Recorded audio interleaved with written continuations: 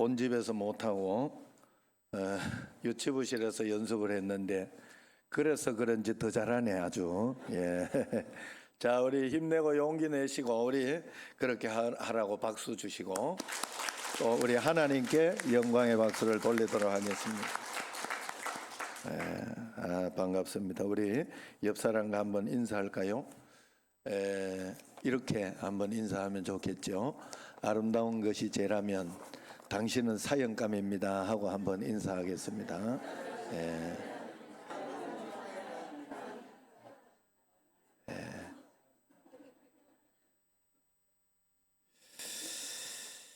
자, 우리 고경아 성도님 옆에 있는 분이 저의 어머니예요. 예. 그 옆에 있는 놈은 저의 아들입니다. 예. 자, 우리 어떤 부인이 수첩에 항상 남편의 사진을 이렇게 가지고 다닌 거예요.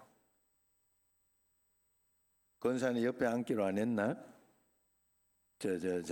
김봉우 지사님 옆에 앉기로 안 하셨어? 그래서 그래 이제 항상 남편 사진을 가지고 다니니까 인고 부부라고 참 대단하다 그러면서 그러니까 그 부인이 나는 골치 아플 때마다 이 사진을 보고 그 문제를 해결한다 이러더라고. 그래서 야 어떻게 남편을 사랑하면 그렇게 할 수 있냐 이러면서 이야기하니까 이렇게 대답하더라고요. 그게 아니라 이 사진 볼 때마다 이 사람하고도 내가 살아냈는데 이거보다 더 큰 문제 어디 있겠나 이래서 이겨낸다고. 예, 웃자고 하는 소리예요. 예수님 믿으면 안 그렇지요. 예수님 믿으면 야 어떻게 하나님이 이런 남편을 내게 주셨나, 어떻게 하나님이 이런 아내를 내게 주셨나, 그럴 줄로 믿습니다. 예, 꼭 그리고 그렇게 살아야 하고요. 예수님 믿는 사람은 하나님 앞에 늘 그렇게 살아. 한 집에 살아도 원수같이 사는 분들도 많다고 그래요. 제가 TV나 이런 어떤 것들을 보면 너무너무 보기가 참 힘들고 어려운 그런 것들을 볼 수 있습니다. 한솥밥을 먹고 있는데도 싸우고 다투고 해서 문제가 해결이 안 되는 거예요. 오늘 여기 라반과 야곱은 장인과 사위임에도 불구하고 지난 20년 동안 서로 쏟고 속이는 그런 불편한 관계에 있었습니다. 두 사람은 이제 앞에서는 서로 친한 척하고 겉으로는 친한 척하지만 속으로는 갈등하고 미워하는 그런 마음이 있었어요. 서로 쏟고 속이며 사는 것입니다. 이때 이렇게 보면 이런 사람들은 서로 할 말이 많아요. 왜냐하면 문제의 책임은 항상 상대방에게 있다고 우리는 생각이 되거든. 내가 잘못했다고 생각하는 사람 잘 없어요. 보통 그래요. 대부분의 왜냐하면 내가 화를 낼 때도 내가 자식한테 화를 내고 이렇게 한다고 해도 내가 잘못해서 그렇다고 하니 자식이 잘못한다고 생각하니까 화를 내는 거예요. 부모님께 대항을 할 때도 내가 잘못해서 잘못하는데 대항한다 이러는 자식은 잘 없어요. 자기는 나름대로 열심히 잘하고 있는데 부모님이 지금 무례하게 이야기하고 있다 이렇게 생각하니까 서로 화를 내는 겁니다. 그래서 이런 관계에 이렇게 있는데 야곱은 이런 불편한 관계를 청산하기 위해서 도주하는 것을 선택합니다. 도망을 해요. 야반 도주해서 고향으로 돌아가야 되겠다 이러면서 가지요. 그러니까 그것을 안 라반 장인이 야곱을 추적합니다. 그래서 추적하면 그 당시에는 서로 그래도 재산이 왔다 갔다 하는 것이 있고 이러기 때문에 그것 때문에 죽이려고 이제 싸워서 죽이려고 간 거예요. 야곱을 공격하라고 라반이 갔지만은 하나님께서 공격하러 가는 그 밤에 잠을 잘 때 하나님이 꿈을 줘서 선악간에 야곱에게 말하지 마라 이 메시지를 확 주신 거예요. 그러니까 죽이려고 갔었는데 용서하라 그럽니다. 라반은 하나님의 개입에 무릎을 꿇고 순종합니다. 야곱이 미웠으나 하나님이 말씀하셨으니 내가 화해하기로 결정합니다. 그래서 43절을 보세요. 오늘 여기 말해서 앞에 43절부터 원래 다 읽어야 되는데 많아서 안 읽은 거예요. 43절 시작. 라반이 야곱에게 대답하여 이르되 딸들은 내 딸이요 자식들은 내 자식이요 양떼는 내 양떼요 내가 보는 것은 다 내 것이라. 내가 오늘 내 딸들과 그들이 낳은 자식들에게 무엇을 하겠느냐. 감정을 싹 가라앉히고 나니까 상황이 보이는 게 시작해요. 여러분, 우리가 살아가면서 감정이 좀, 그래서 여러분 혹시 속상하고 화가 나고 신경질이 나면 3분만 멈추라 그래요. 3분만. 그리고 부부간에 어떤 문제가 생기고 그러면요, 이게 있으니까 서로 말을 하고 이야기를 하면요, 계속 그게 말꼬리 무느라고 자기 그 말하느라고 계속 화를 내고 짜증내고 그렇게 해요. 그래서 그럴 때는 하루만 말하지 말고 그냥 하루만 말하지 말고 저쪽 방에 가서 자세요. 주무세요. 그러고 나면 그 다음날 일어나고는 내가 뭐 이렇게까지 했을까 하는 그런 마음이 들고 평안하고 좋은 마음이 듭니다. 그래서 그렇게 해야 되는데 지금 감정을 가라앉히고 하나님 말씀을 듣고 나니까 순종하려고 하고 있으니까 하나님이 눈을 열어준 거예요. 그래서 야곱이 내가 죽여야 하고 내가 이 어떻게 해코지해야 할 그런 상대가 아니라 내 사위구나, 그리고 또 내 가족이구나 하는 사실이 눈에 들어오는 거예요. 가족이요 사위인데 왜 그 20년 동안 서로 속이며 그 먹고 마시는 거 이것 때문에 그 이 돈 때문에 그런 거거든요. 돈 때문에. 그래서 서로 이렇게 눈 가리고 아웅하며 그렇게 미워하고 그렇게 살았던 거예요. 그래서 그것이 그 끝불이 싹 없어지고 나니까 야곱에 속한 것은 전부 아내는 라반의 딸들이요, 또 손주들은 야곱의 자식들은 라반의 손주들이고, 또 눈을 열어주니까 야곱의 양떼들도 모두 라반이 약속대로 품삯으로 준 것이니까 이야기할 게 하나도 없는 거예요. 하나님이 눈을 열어주시니 가족 개념이 보이기 시작한 겁니다. 여러분 눈에는 어떻습니까? 내 눈에 지금 보이는 게 원수만 있습니까? 혹시 아니면은 사랑하는 사람, 아니면 친구가 있습니까? 여러분 눈에 원수만 보이면 사단이 내 눈에 있는 거예요. 사단이 내 마음, 내게 친구가 보이고 가족이 보이고 사랑하는 사람이 보이고 용서할 사람이 보이면 내 눈에 성령님 계신 거예요. 여러분도 이 신령한 성령의 눈을 여러분 꼭 뜨게 되기를 축원합니다. 따지고 보면 우리가 미워하고 갈등하고 싸우고 있는 대상들은 다 우리 가족들 아니면 친했던 사람들 아니면 가까이 있던 사람들이 대부분이에요. 그런데 어느 날 이렇게 멀어지고 나면 문제가 되는 거예요. 우리가 그렇게 원수라고 생각했던 대상이 바로 형제이며 우리가 한없이 사랑했던 사람들이며 사랑해야 할 대상들입니다. 영적인 눈을 뜨고 보면 그렇습니다. 그래서 오늘 말씀에서 라반이 44절에 이렇게 이야기해요. 이제 와라. 너와 내가 언약을 맺고 그것으로 너와 나 사이에 증거를 삼을 것이라. 그렇게 이야기를 합니다. 화해의 몸짓을 합니다. 서로 언약을 세워 불가침 조약을 체결하자고 제안합니다. 야곱도 이 시점에서 갈등을 멈추고 용서하고 화해하고 싶었는데 잘 된 거죠. 화해하고 싶어도 먼저 말을 하지 못해서 하지 못하는 경우가 많습니다. 내가 먼저 손 내밀지 못하고 내가 먼저 용서하지 못했다 하는 그런 찬양이 있는 것처럼, 그래서 우리가 용기, 먼저 화해하고 손을 내미는 사람이 용기 있는 사람이에요. 그 사람이 믿음이 강한 사람이요 하나님 앞에 높은 사람입니다. 그래서 여러분 그런 마음을 가지고 있어야 돼요. 이들은 곧바로 순종을 합니다. 그래서 45절 46절을 보세요. 같이 한번 읽어볼까요? 이에 야곱이 돌을 가져다가 기둥으로 세우고 또 그 형제들에게 돌을 모으라 하니 그들이 돌을 가져다가 무더기를 이루매 무리가 거기 무더기 곁에서 먹고 그랬어요. 자, 즉시 돌을 가져다가 기둥을 세우고 형제들에게 돌을 모으라고 해서 큰 돌무더기를 세웁니다. 돌무더기를 만들어 놓고 거기 무더기 옆에서 같이 먹었더라. 같이 식사해서 먼저 끝난 거죠. 식사했으면 마음을 터놓은 거예요. 서로 화해가 된 거예요. 그래서 그 이야기를 해주고 있습니다. 자, 여기에서 오늘 세운 이 돌기둥이 야곱에게 있어서는 두 번째 세운 돌기둥이에요.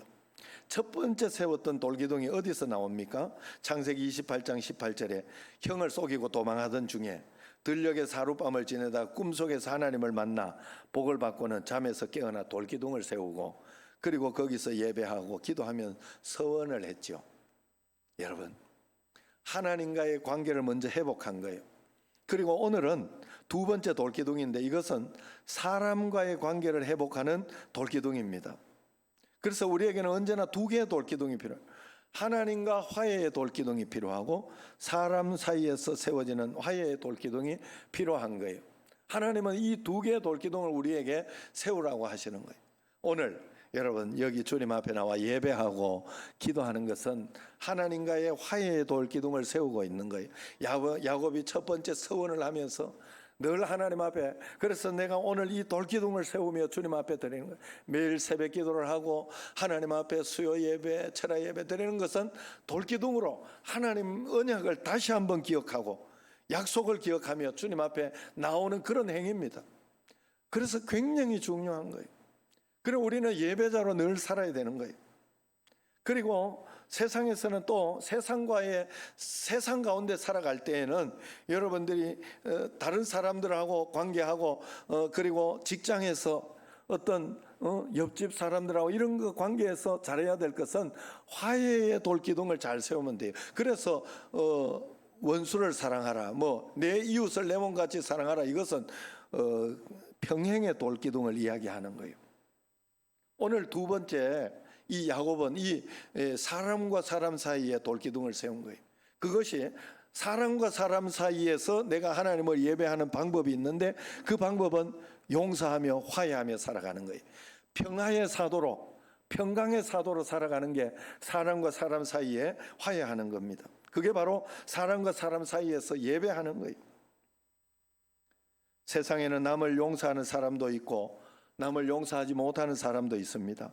친구나 동료나 가족과 다투고 마음의 상처를 입을 때 용서를 하면 마음의 평강과 안정을 되찾게 되지만 용서하지 못하면 분노로 괴로워하거나 복수를 하거나 한평생 원수처럼 지내기도 합니다.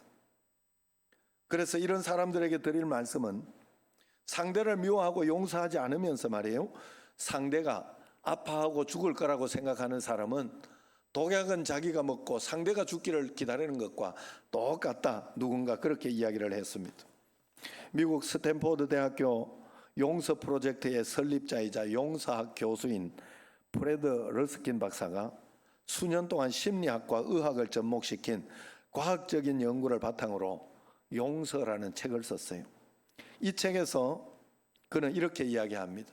사람은 용서할 때 스트레스와 분노가 감소하고 마음의 평화를 유지하며 건강하고 행복하게 된다. 여러분, 건강하고 싶으면 자꾸 다 용서해 버려야 돼요. 다 용서하고 그렇게 화해해야 됩니다. 그 유대인의 탈무드에서는 이런 이야기를 해요. 당신이 남에게 복수하면 그 기쁨은 잠깐이겠지만은 당신이 남을 용서하면 그 기쁨은 영원할 것이다. 영원할 것이다. 필립 얀시의 놀라운 하나님의 은혜라는 책에서 필립 얀시는 이런 말을 합니다. 용서로 치유받는 최초의 그리고 많은 경우 유일한 사람은 바로 용서하는 자이다. 진실된 용서는 포로에게 자유를 준다. 그리고 나면 자기가 풀어준 포로가 바로 자기 자신이었음을 깨닫게 된다. 진짜 용서는 포로에서 용서해 주는 거잖아요. 사실 거기에 갇혀가지고 용서하지 못하고 서로 불편한 관계에 있으면 거기에 갇혀서 이러지도 저러지도 보면 외면해야 되나 기분 나쁘고 속상하고 그런 일들이 많죠. 그런데 그것은 사실을 알고 보면 내 자신이 포로에 사로잡혀 있었던 걸 안다는 거예요. 여러분, 세상 살다 보면 독한 화살에 맞을 때가 굉장히 많아요. 친구에게 남편을 빼앗기는 사람도 있어요. 어떤 사람은 돈을 사기당하는 사람도 있습니다. 심한 모욕을 당한 사람도 있고 집단 따돌림을 받는 사람도 있습니다. 모두가 화살 맞은 사람이에요. 굉장히 힘든 경우예요. 이때 화살을 빼고 빨리 상처에 약을 넣고 치료하면서 치료할 생각을 해야 되는데 그러지는 않고 화살 맞으면은 어떤 놈이 쐈어? 응? 어떤 놈이 내게 화를 쏠 수 있어? 이러면서 화살을 꽂은 채로 독화살을 꽂은 채로 그냥 그 사람 복수하러 다니고 그렇게 원수를 그렇게 찾아다니는 거. 그러면 원수를 독과 함께 품고 다니는 경우가 되기 때문에 결국 자기가 죽는 거예요. 바보 같은 일이에요. 그러나 용서는 위대한 힘이 있어요. 병든 몸을 치료하는 능력이 있고 흐트러졌던 인격을 가다듬어 주는 그런 힘이 있으며 또한 우리의 영혼을 풍성하게 하는 놀라운 능력이 있습니다. 우리 기독교를 약탕에 넣어서 풀풀 끓여가지고 마지막 액기스 한 방울이 뚝 하고 떨어지면 그때 액기스 한 방울이 떨어지면서 이렇게 말한다고 그래요. 용서, 이렇게 말한다고 그래요. 이게 기독교예요. 그래, 기독교의 진리를 한마디로 말하면 용서입니다. 용서가 복음의 내용이고 복음의 내용이 용서예요. 십자가의 의미가 용서예요. 하나님의 사랑의 색깔로 표현해 본다면 용서입니다. 기독교에서 용서를 빼면 아무것도 남는 게 없어요. 십자가로부터 용서를 제하고 나면 그건 나무 토막만 남는 거예요. 기독교는 용서로 시작해서 용서로 마치는 종교입니다. 누구나 다 교회 처음 찾아 나오기 시작하면 하나님의 용서를 받음으로 체험함으로 그리스도인이 되기 시작합니다. 이 땅에 생이 마감되고 천국 문이 열려질 때 용서의 문을 통하여 천국에 우리는 들어가게 될 것이고 심판대 앞에서 우리는 또 다른 용서를 체험하게 될 것입니다. 천국 문 앞에 이르렀을 때 주님이 물으실 것입니다. 너는 용서받았느냐? 예수 그리스도로 용서받았느냐 물으실 거예요. 예, 용서받았습니다. 그러면 너는 예수 그리스도의 이름으로 용서하고 왔느냐 물으실 것입니다. 여러분 주기도문에도 보면 내가 나에게 잘못한 자를 용서해 준 것 같이 나를 용서해 주옵시고 그렇게 기도하는 게 있어요. 용서는 그런 것이고 이 강단은 용서의 선포장이요 목사는 용서의 대언자요 교회는 용서를 파는 곳입니다. 용서의 능력을 잃어버렸던 사람들이 주님 전에 찾아 나올 때마다 용서를 사가지고 가야 돼. 오늘 여러분 말씀을 들으면 용서를 사가지고 가야 돼. 그리고 용서를 베풀어야 됩니다.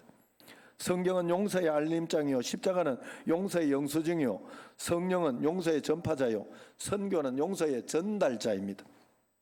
그렇다면 왜 그렇게 용서가 중요하냐? 왜 그러냐? 안 되기 때문에 그래요. 그게 잘 안 되기 때문에. 그만큼 역으로 말하면 그만큼 어렵다는 뜻이에요. 인간사에서 가장 어려운 문제가 용서하는 문제입니다. 그래서 내가 용서를 체험했다고 하는 것은 내가 지금 기적을 체험한 거예요. 내가 누군가를 용서할 수 있다고 하는 것은 내 몸으로 기적을 실천하고 있는 거예요. 그러므로 용서는 내 힘으로 불가능해요. 내 의지, 내 노력으로 안 됩니다. 절대로 그렇게 안 돼요. 그래, 하나님 앞에 용서는 기도하는 사람에게 주시는 하나님의 선물입니다. 하나님 앞에 기도하면서 하나님 용서하라고 했는데 용서가 안 됩니다 하고 기도하다가 보면 하나님이 선물로 용서의 힘을 주셔요. 그래서 누가 용서할 수 있냐? 기도하는 사람이 용서할 수 있는 거예요. 그러면 어떻게 용서가 가능해지냐? 내 자신이 연약한 존재요. 저 사람도 연약한 존재라는 것을 인정하고 할 때 용서가 가능해져요. 사람은 다 이렇게 부딪히고 하는 것은 다 쌍방간에 그런 거예요. 나 혼자 상처를 받는 게 아니에요. 상대도 상처를 받고 그렇게 하는 거예요. 그래서 서로가 이렇게 서로 역지사지라 그러죠. 서로의 입장에서 살펴보면서 내가 자식하고 불편한 관계 이렇게 있었을 때 자식 입장에서는 어땠을까? 어떤 마음일까? 그런 것을 생각해 보면 많은 것이 달라지고 그렇게 될 수가 있습니다. 그래서 우리는 그런 마음으로 나만 힘들다 그렇게 생각하지 말고 서로 이해하고 서로 연약한 사람, 저 사람도 연약한 사람이구나, 나도 연약한 사람이구나 하고 인정할 때 용서가 가능해지는 거예요. 내가 아프듯이 그 사람도 아파하고 있다는 것을 알아야 됩니다. 그리고 세 번째는 용서는 나의 선택이 아닙니다. 하나님의 명령입니다. 용서는 권면이 아닙니다. 준엄한 하나님의 명령이에요. 그래서 하나님께서는 그 자녀들에게 나는 너에게 나의 성품을 주었다. 나는 너에게 용서의 씨앗을, 용서의 권능을 주었다. 너는 용서해라. 그렇게 명령하고 있는 거예요. 여러분, 성경은 우리의 감정을 따라 용서하라고 하지 않아요. 용서할 마음이 있을 때 용서하라고 하지 않습니다. 용서할 기분과 느낌이 있을 때 용서하라고 하지 않아요. 그건 불가능하기 때문에 그래요. 내 감정과 기분을 따라하면 저 사람 죽여달라고, 저 사람 한번 다리 몽댕이를 부러뜨려 달라고 그렇게 기도할 것입니다. 여러분, 우리가 이렇게 동성애라든가 이렇게 있어도 여러분, 우리는 하나님의 법을 지키고 하나님의 말씀에 순종하는 사람, 이 하나님의 법은 세상 법을 능가해 버립니다. 세상 법만 지켜내면, 여러분들은 세상 법만 지켜내면 아니 내가 뭘 잘못했는데 이래요. 그렇지 않아요. 하나님의 법은 그것을 훨씬 능가하고 있는 거예요. 세상 법에는 간음을 해도 그걸 가지고 성인들끼리 자기 의지로 그런 것은 죄가 되지 않는다 그래요. 간통죄가 그래서 없어진 거예요. 세상 법이에요. 말은 맞아요. 왜냐하면 성인이 자기 판단 자기가 할 줄 알아야지 이 말이에요. 할 줄 알아야지. 그러면 우리가 그 법에 맞추어서 이거는 죄가 아니니까 괜찮다라고 여러분은 할 수 없어요. 우리는 하나님의 법이 있기 때문에.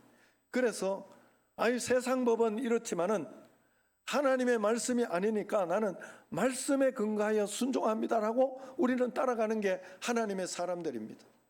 용서는 그런 의미에서 있는 거예요. 내 감정과 기분에 따라 하면 안 되는, 세상에 예배 드리고 오는 데에도 내 감정과 기분에 따라 하는 게 아니요, 하나님 말씀에 맞추어서 순종하여 헌신하는 것도 마찬가지예요. 그래서 내가 청년들에게도 늘 그 이야기를 해요. 어제도 이렇게 어떤 또 청년들 어디 간다고 내가 기도해 주느라고 불러놓고 또 일장 연설을 했네. 별로 안 좋을 텐데 그래도 억지로라도 해야 너 복 받는다. 여러분, 율법과 복음의 차이가 어디 있어요? 율법과 복음은 똑같은 일을 하는 거예요. 둘 다 똑같은 일을 하는데, 율법은 나는 정말 하기 싫은데 강제로 하는 걸 율법이라 그래요. 그러니까 머리끄댕이 잡혀가지고 종처럼 하는 걸 율법이라 그래요. 종처럼 하는 거. 그런데 여러분, 그래 생각하지 말고 구레네 시몬처럼 불쌍하다, 저 예수님 불쌍하다, 예수님 불쌍해서 하는 건 아니고 예수님 때문에 형제를 사랑합니다, 예수님 때문에 내가 용서합니다, 이런 마음으로 예수님 때문에 내가 하는 거 억지로라도, 그래서 내가 주일 성수하고 하나님께 봉사하고 헌신하고 하는 거 억지로라도 하면 그게 축복이 되는 거예요. 여러분, 내가 하고 싶은 대로 하는 거 아니에요. 세상은 내가 하고 싶은 대로 동성애, 그걸 가지고 여러분 그렇게 이야기하면 안 돼요. 그런 일이 있어도 하나님이 하지 마라 그랬는데, 그래가지고 동성애 허용하는 곳에는요, 소아성애자 그리고 동물들 성애자 이런 것도 있어요. 사람이 미쳐 돌아가는 거죠. 이게 왜 그런가 하면 죄 가운데 있는 것들, 어떤 잘못된 어떤 그 경험이나 이런 것들을 통해 가지고 그게 마음속에 여러분, 제가 하나 굉장히 웃긴 것 중에 하나가, 군대 가가지고 남자들끼리 실컷 모아놓고 여자들 만나지 못하고 한 1년만 해놓으면요, 사랑하는 마음이 막 생겨. 남자끼리. 신기해. 이게 신기해. 그렇다고 그걸 받아들이면 안 돼요. 그걸 그래가지고 내 마음이 그런 걸 어떠냐고 그러면 안 돼요. 하나님 앞에 기도해보고, 하나님 앞에 기도하면 이건 아니라고 했는데 하나님 말씀에 근거하여 우리는 살아가는 거예요. 나 힘들다고 이거 빼고 저거 빼고 그러면 안 돼요. 하나님이 복을 주시. 그래서 내가 고명채 집사 보고도 늘 그 이야기를 했어요. 너가 못하면 억지로라도 숙제하듯이라도 해라. 날 봐, 날. 숙제하듯이라도 해라. 그 숙제하듯이 열심히 하는 게 많이 있어요. 학교에서 아예 숙제 안 하면 아예 똘 맞습니다. 그런데 뺏기든지 어쨌든지 간에 숙제라도 해가고 가면 이놈은 머리가 나빠서 그렇다 이런 생각하지 그 숙제한 거 가지고 뭐라 하지 않아요. 신앙생활도 여러분 그런 것도 있어요. 어떨 때는 저는 참 숙제하듯이 살았던 것 같아요. 제가 50이 넘으면서 보이더라고. 50이 넘으면 지금 7이 되면서 지금 제가 이렇게 보이는 게 있어요. 그게 뭔가 하면 숙제하듯이 살았어요. 신앙생활을 그렇게 해야 되는 줄 알고 이렇게 안 하면 안 돼. 성경에서 그게 있으니까 성경 말씀대로 그래 참 열심히 살았던 것 같아요. 교회 일도 내가 부교육자 있을 때 10시 전에 참 퇴근해 본 적이 잘 없어요. 하나님 앞에서. 그러면서 정말 그랬는데 나중에 돌아보니까 내가 참 어리석었다, 불쌍하다 이런 생각이 안 들어요. 참 잘했다. 그래가지고 여기까지 왔구나 하는 생각이 드는 거예요. 여러분 우리가 하나님 앞에 이 말씀 준엄한 명령은 하나님 앞에 우리가 유일한 선택, 하나님의 자녀들이 할 수 있는 유일한 선택, 명령에 순종해서 용서하는 거예요. 그리고 대답은 주님 순종하겠습니다. 내 힘으로는 안 되지만 예수님이 말씀하시니 내가 순종해 보겠습니다. 아니면 예수님 힘을 주십시오. 안 되면 그것까지만 하세요. 여러분 힘을 주세요.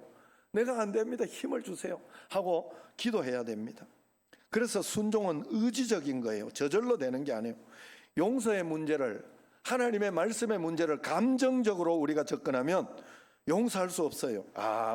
그런 사람은 아무도 없습니다. 내 기분이 내키지 않음에도 불구하고, 감정적인 동의가 없음에도 불구하고 순종하면 치유의 역사, 기적의 역사가 일어납니다. 성령님이 내 안에 거하게 되는 거예요. 그래서 용서는 우리 신앙의 완성이에요. 용서의 문제를 해결하지 못하고 사는 사람은 잘못 살고 있는 거예요. 그러나 또 용서의 문제를 해결하지 못하고 주님 앞에 서는 사람도 잘못 죽는 거예요. 미국 USA 투데이지에서 용서 잘하는 사람이 건강하다 하면서 기사가 났어요. 대개 잔병이 많은 사람은 누군가를 용서하지 않고 있는 경우가 많다고, 남을 용서할 줄 아는 사람이 정신적으로나 육체적으로 건강하고 장수의 삶을 살게 된다고 그렇게 기사가 났어요. 심리학자들은 이런 이야기를 합니다. 이유 없이 토하는 사람이 있는데 그 사람 마음에 분노의 문제가 해결하지 못해서 그렇답니다. 육체적으로 아무 이상이 없는데 손과 발이 마비되는 사람이 있다고 그래요. 그 사람도 누군가 용서하지 못해서 마음의 병이 된 것이라고 합니다. 어떤 사람은 암세포가 자꾸 꾸준히 생성되는 사람도 있다고 그래요. 그 마음에 분노의 문제, 갈등의 문제, 용서의 문제를 해결하지 못해 그렇답니다. 신경통, 위궤양, 밥만 먹으면 이유 없이 설사하는 사람들, 대개 용서의 문제, 분노의 문제를 해결하지 못해서 그런 경우가 많다 그래요. 오늘 용서한 사람들 보십시오. 54절을 한번 보세요. 같이 읽어보겠습니다. 야곱이 또 산에서 제사를 드리고 형제들을 불러 떡을 먹이니 그들이 떡을 먹고 산에서 밤을 지새고, 함께 예배하고, 제사를 드리니까 예배하고 또 함께 모여서 이야기를 나누면서 밥을 먹으면서 밤을 샜습니다. 얼마나 아름다운 모습입니까? 그래서 55절을 보세요. 같이 한번 읽어봅시다. 라반이 아침에 일찍 일어나 손자들과 딸들에게 입맞추며 그들에게 축복하고 떠나 고향으로 돌아갔더라. 전날 밤에는 상상도 못했던 일, 라반은 밤새도록 야곱의 가족들과 음식을 나누고 회포를 풀고 딸을 부탁하고 아침에 일찍 일어나 손자들과 딸들에게 입맞추고 헤어집니다. 라반의 눈에는 눈물이 고였을 것입니다. 이런 일들이 여러분 가정에 일어나기를 축원합니다. 부모님과 부부와 그리고 직장에서 갈등이 여러분 다 사라지기를 바랍니다. 우리 교회 공동체 구석구석에도 이런 역사가 일어나기 원합니다. 여러분 용서의 복을 꼭 받으시기를 바랍니다. 화해의 복을 받으시기를 바랍니다. 자존심을 버리고 하나님의 말씀에 순종하기로 결단하십시오. 찾아오기를 기다리지 말고 찾아가시고, 전화 오기를 기다리지 말고 먼저 용기를 내십시오. 성령님의 일하심을 기대하십시오. 그때 그리스도의 평강이 여러분 마음을 주장하게 될 것입니다. 예수 그리스도는 하나님과 우리 사이에 화해를 위해서, 용서를 위해 오셨습니다. 예수님은 하나님과 우리를 화해시키기 위해 십자가에 지셨습니다. 우리도 예수님처럼 용서하며 화해할 때 하나님의 축복이 우리 삶에 풍성하게 넘치게 되는 줄로 믿습니다. 그 풍성을 누리고 찾아가는 여러분과 저가 되기를 주의 이름으로 축원합니다. 기도하겠습니다.